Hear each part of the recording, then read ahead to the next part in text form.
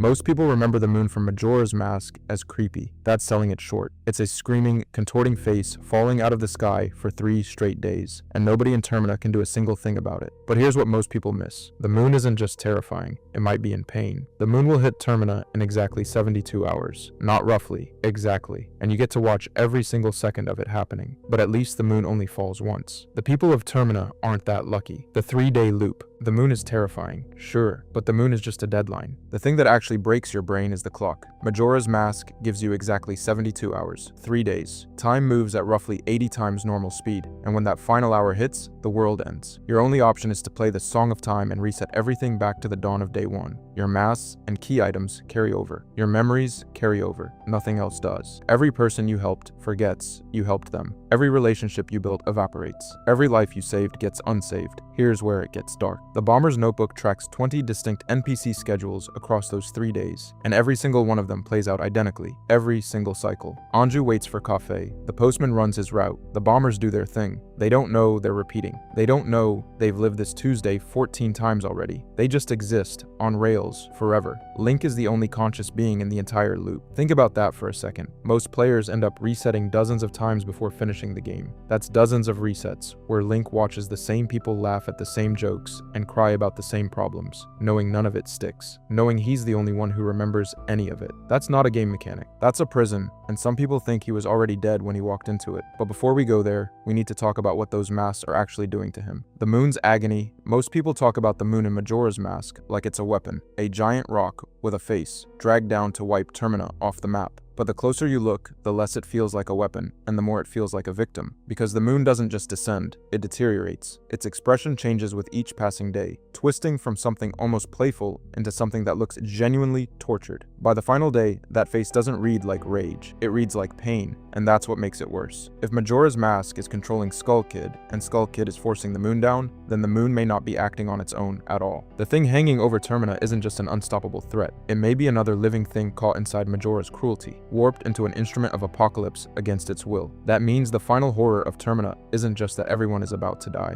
it's that the object killing them might be suffering right alongside them. Majora's Mask is full of victims who get repurposed into tools. Souls become masks, giants become laborers, entire lives become looping routines. The moon fits that pattern perfectly. It isn't just falling, it's being used. And once you see it that way, the image stops being a simple countdown to destruction and becomes something far darker. A world ending because one more trapped thing was forced into a role it never chose. The transformation masks. Most games give you power-ups. Majora's Mask gives you dead people. There are 4 transformation masks in the game: Deku Scrub, Goron, Zora, and Fierce Deity. 3 of them are created by playing the Song of Healing to absorb the spirits of the deceased. The Deku Scrub mask, born from the trapped soul of the Deku Butler's son. The Goron mask, from Darmani. The Zora mask, from Mikau. You're not equipping an upgrade. You're wearing someone's soul on your face and becoming them. But here's where it gets genuinely unsettling. During the Zora transformation, Link's human body doesn't hide underneath the new form. It just vanishes. Completely. Gone. No magical shimmer suggesting it's stored somewhere safe. One frame he's a Hylian kid, the next he's an aquatic creature with zero trace of the boy underneath. Which is,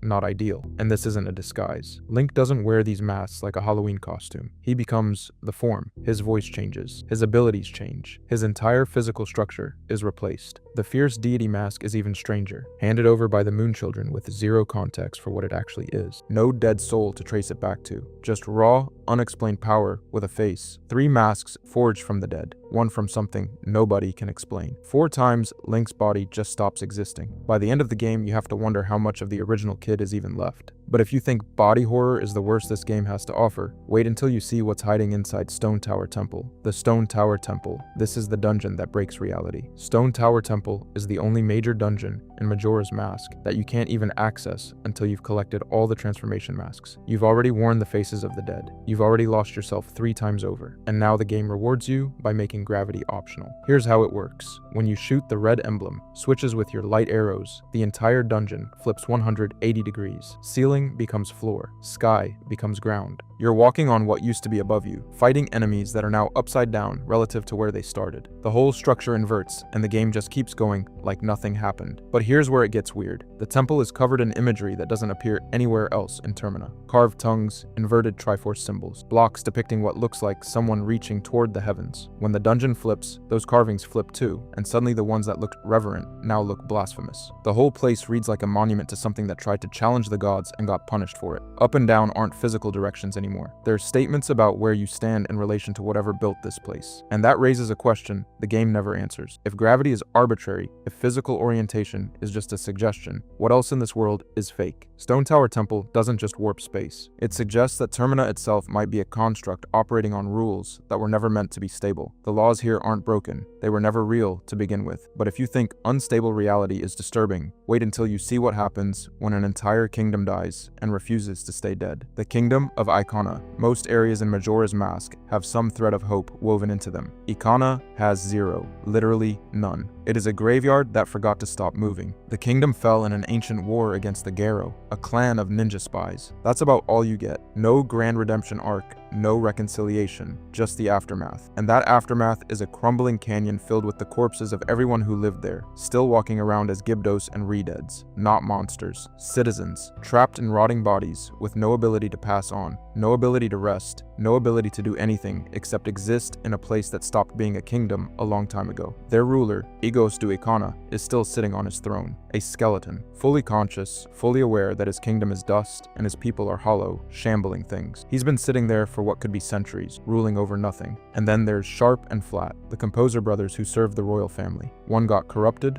and now plays a song that literally drains the life out of anyone who hears it. The other is sealed beneath a gravestone. Brothers, separated by death and madness, and neither one can do a thing about it. Here's the part that actually hurts. Link does everything the game asks him to do in Icona. He awakens the king, he solves the curse, he completes the quest, and nothing changes. The dead stay dead. The undead stay undead. The canyon stays empty. Link did everything right, and it made zero difference. Some places can't be saved. Some suffering just continues, with or without a hero. And speaking of suffering that never ends, let's talk about the Skull Kid. The Skull Kid's isolation. Everyone treats Skull Kid like the villain of Majora's Mask. He's not. He's a lonely child who found the worst possible cure for loneliness. Here's what we actually know about Skull Kid. He has no species, no family, no origin, no backstory, nothing. The game gives you zero explanation for where he came from or why he exists. He's just there, alone, wandering through the woods with nobody. And then the giants left. His only friends, the 4 giants of Termina, departed to guard the 4 corners of the land. They told him they'd always be his friends, and then they were gone. Just like that. But here's where it gets dark. A lonely, abandoned kid with zero emotional support stumbles across the happy masked salesman traveling through the woods. Skull Kid ambushes him, knocks him out, and rifles through his belongings. And what does he find? Majora's Mask, the single most dangerous artifact in existence. He puts it on, and whatever was left of the kid he used to be starts disappearing. Skull Kid says it himself. He talks about the loneliness, the emptiness before the mask. He was desperate for connection, and Majora's Mask exploited that desperation perfectly. The mask didn't just possess him, it found the one person vulnerable enough to wear it willingly. The kid didn't choose to pull the moon out of the sky. He was a grief-stricken child who grabbed something he didn't understand, and it consumed him entirely. That's not a villain origin story, that's a victim origin story. And the mask that actually orchestrated Termina's apocalypse, it's still out there. Which brings us to the man himself, the Happy Mask Salesman. Nobody in this entire game has a name for this man. Think about that. Every character in Termina, every shopkeeper, every child, every ghost, they all get names. But the single most powerful figure in the story, nothing. He's just the Happy Mask Salesman. No origin, no homeland, no explanation for why he exists, and he shouldn't exist, not like this. He appears in Ocarina of Time running a small mask shop in Hyrule. Then he shows up in Termina, a completely different dimension, looking exactly the same. Zero aging. Zero change. Same unsettling smile plastered across his face like it was painted on. He knows where Link is at all times. He knows what's happening in the world before anyone tells him, and he can teleport, just straight up, vanish, and reappear wherever he wants. Here's the thing, his entire goal is to get Majora's Mask back. Not destroy it, not seal it away, not contain it so nobody else gets hurt. He wants it returned to him. That's it. He never once explains what he plans to do with the single most dangerous artifact in existence. He just wants it in his hands again. Let that sit for a second. This ageless, teleporting, omniscient stranger had the mask stolen from him by Skull Kid, watched the apocalypse unfold, and his only concern is getting his property back. Not saving Termina, not stopping the moon, getting the mask, The most terrifying thing about the happy masked salesman isn't what he tells you, it's everything he refuses to say. His silence isn't mysterious, it's calculated, and what he's calculating is something the game never lets you find out. But there's one melody he teaches Link that reveals exactly how this world processes suffering, and it's worse than you think. The Song of Healing. The Song of Healing is 4 notes long. 4 notes, and it can erase a living being from existence. But the game doesn't frame it that way. The game frames it as kindness. Here's how it actually works. Link plays the Song of Healing for a suffering creature, a Deku Scrub, a Goron, a Zora, and that creature's body dissolves. Their physical form vanishes. What's left behind is a mask, a wearable object, an item in Link's inventory, sitting right next to his arrows and his bombs. And nobody in the game questions this, not once. The healing doesn't restore these beings. It doesn't cure their pain and send them on their way. It converts them into objects. Their independent existence ends the moment those 4 notes finish playing. They stop being creatures with agency and become tools for a child to wear on his face. But here's where it gets genuinely horrifying. There's evidence that consciousness persists inside the masks. The beings aren't destroyed. They're trapped. Aware, potentially feeling everything, but completely powerless. No voice, no body, no choice. Just existence as a thing someone else wears. So what exactly is Link doing here? Because from one angle, he's a hero easing the suffering of doomed souls. From another angle, he's walking around Termina playing a 4-note melody that liquefies people and seals their screaming minds into wooden masks, which is, not ideal. The game never asks you to sit with this. It plays a gentle animation, hands you a new ability, and moves on. But the mechanic itself is monstrous. Healing in Termina means erasure. Mercy means annihilation. And Link performs it without hesitation, every single time. And if you think trapping a soul inside a mask is unsettling, wait until you see what happens when Link leaves behind a statue of himself. The Elegy of Emptiness. Most horror in Majora's Mask hides behind metaphor. This one just stares at you. The Elegy of Emptiness is a song Link learns in Icona Canyon, and its purpose is simple. Play it, and the game creates a hollow statue of whatever form you're currently wearing. Deku Link, Goron Link, Zora Link. You use them as weights on switches in Stone Tower Temple. Basic puzzle mechanic, totally harmless. Then you play it as human Link. The statue it produces is one of the most unsettling things Nintendo has ever put in a game. It's Link, technically. Same height, same tunic, same general shape. But the face is wrong. The eyes are too wide, the mouth is frozen in this rigid, hollow expression that sits somewhere between a smile and a scream. It looks aware. It looks empty. It looks like something that used to be a person and now isn't. Here's the thing, the game never comments on it. There's no dialogue acknowledging how disturbing this statue is. You just create it, use it as a glorified paperweight, and move on. But the implication is screaming at you the entire time. This is what Link looks like without a soul. This is the shell that remains when every mask has been worn and removed, and there's nothing left underneath. The elegy doesn't represent death. Death would be easier. It represents existing without identity, awareness without agency, a body that remembers being someone but can't recall who. And the worst part, Link creates it himself, voluntarily. Like the game is asking you to confront exactly what you've been doing to him this entire time. But if emptiness is the disease, the game also offers something resembling a cure. Emphasis on resembling, the healing of souls. Everyone treats the 4 giants like a triumphant moment. Link awakens these ancient protectors. They rise from their comatose prisons. They hold back the falling moon, and the day is saved. Except the victory isn't what it looks like. Here's the thing about the giants. They've been imprisoned by Majora's Mask for an unknown amount of time, trapped in dreamlike states somewhere between death and consciousness. Nobody knows how long. Could be decades, could be centuries. When Link finally wakes them up, they don't speak. They don't celebrate, they wail, they roar, they communicate through sounds that feel less like language and more like trauma, leaking out of something that's been screaming internally for longer than anyone can measure. And what do once they're free?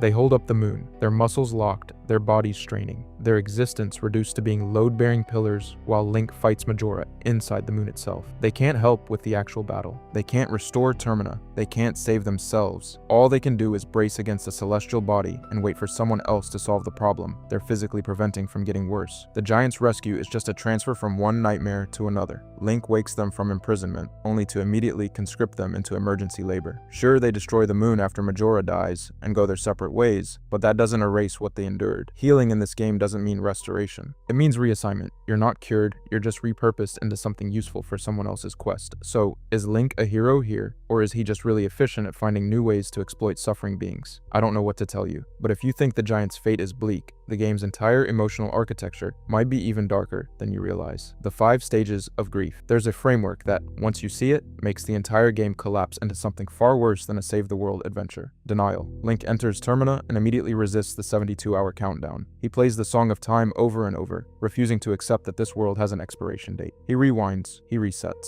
He pretends there's a version of this where nobody dies. sadness, anger. His transformations become increasingly violent. Every new mask strips away more of his composure, replacing it with raw, brutal aggression. He's not solving puzzles anymore. He's destroying things because he can't control anything else. Bargaining. The entire quest structure is one long negotiation. Link bargains with giants, with spirits, with forces that don't care about him. He convinces himself that if he does enough, helps enough people, completes enough tasks, he can somehow fix this. He can earn his way out. Depression. This one doesn't need mapping. It's the air the game breathes. Anju waits for a man who might never return. Cafe hides from the person he loves most. The ranch girl drinks milk and stares at a wall because she knows the moon is falling and nobody believes her. Every NPC questline is a small, perfect tragedy playing out on a timer. Acceptance, the final confrontation. Link walks into the moon and sits down with children wearing masks and simply goes. But here's the thing that makes this framework genuinely terrifying. If Link is grieving, what exactly is he grieving? His lost childhood, his lost identity, a death he hasn't experienced yet, or one he already has. The game never answers that. An unnamed grief with no object and no resolution, is worse than any monster. But there is one final mask, and what it does to Link is the most disturbing thing in the entire game. The fierce deity.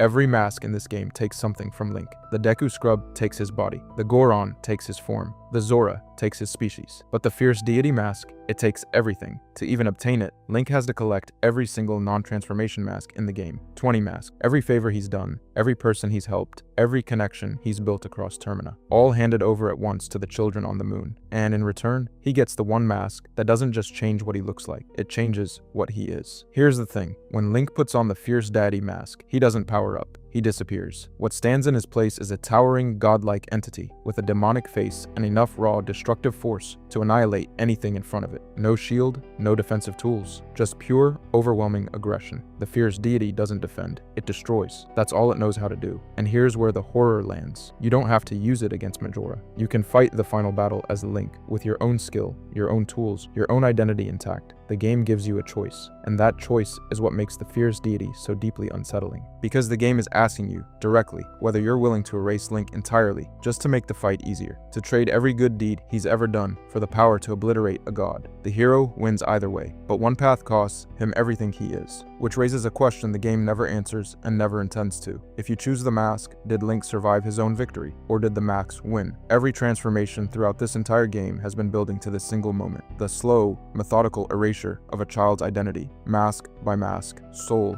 by soul, until there's nothing left underneath. Some fans believe Link was never real to begin with, that he was always just masks, cycling endlessly, with no core self beneath any of them. And honestly, after everything this game puts him through, I don't know what to tell you. Majora's Mask isn't a game about saving the world, it's a game about what saving the world costs. And the answer is you. If you enjoyed this video and want to see more, click the video on the screen now.